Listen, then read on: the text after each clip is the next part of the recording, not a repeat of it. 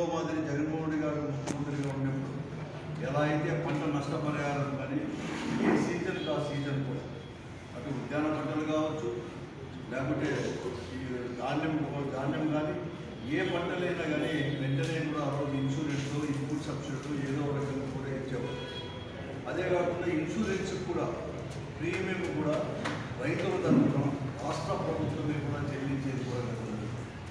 కానీ ఈరోజు కూటమి ప్రభుత్వం మాత్రం ఈ రాష్ట్రంలో అధికారం చేపట్టినప్పటి నుంచి కూడా రాష్ట్రంలో మరి ముఖ్యంగా ఈ ఖరీఫ్ నుంచి ఎక్కడ కానీ ఇన్సూరెన్స్ ప్రీమియం మాత్రం మేము కట్టమని చెప్పేసి వాళ్ళకి గాలి చేసింది.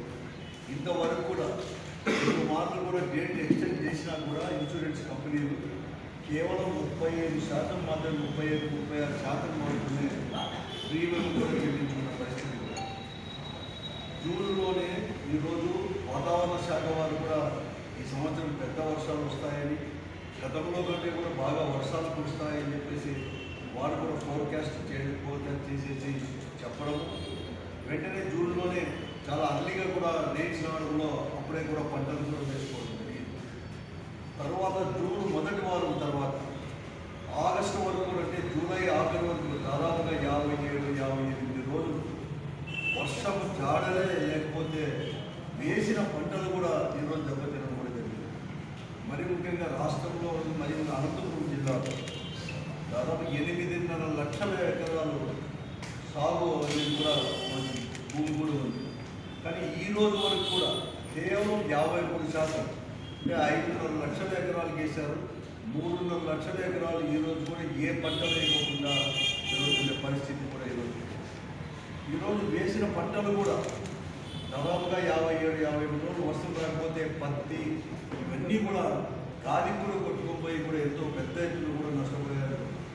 వేరుశనగ కూడా 4.5 లక్షల ఎకరాల్లో సాధారణంగా మనం అందరూ కూడా పంట విస్తీర్ణమని చెప్పలేదు. కానీ ఈరోజు 1,70,000 ఎకరాలు మాత్రం 70,000 ఎకరాలు మాత్రమే వేరుశనగ వేసిన పరిస్థితి కూడా ఈరోజు కూడా ఉంది. చాలా గణనీయంగా కూడా ఉంది.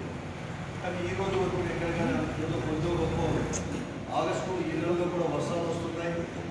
ఏదైనా ప్రత్యామ్నాయ పంటల కోసమైనా కానీ రైతులంతా కూడా ఎదురు చూస్తారు. నష్టపోయారు చేసుకునేవారు, వీడు చేసినవి కూడా సేద్యాలు కూడా చేసుకున్నారు భూమిలోనే. కానీ అటువంటి దగ్గర ఏదైనా పంటలు వేస్తామంటే ప్రత్యామ్నాయ పంటల గురించి ఈరోజు రాష్ట్ర ప్రభుత్వం కానీ, ఈ జిల్లాలో ఉండే అధికారులు కావచ్చు, ఈ జిల్లాలో ఉండే ప్రజాప్రతినిధులు కానీ ఎవరు కానీ పట్టించుకోలేదు.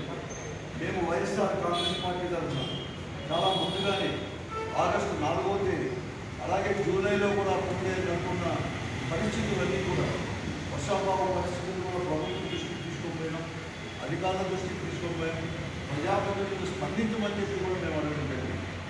జూలై 4వ తేదీ వైఎస్ఆర్ కాంగ్రెస్ పార్టీ ఆగస్టు 4వ తేదీ వైఎస్ఆర్ కాంగ్రెస్ పార్టీ తరఫున మేమందరూ కూడా చాలామంది రైతాంగము, రైతు యొక్క నాయకులు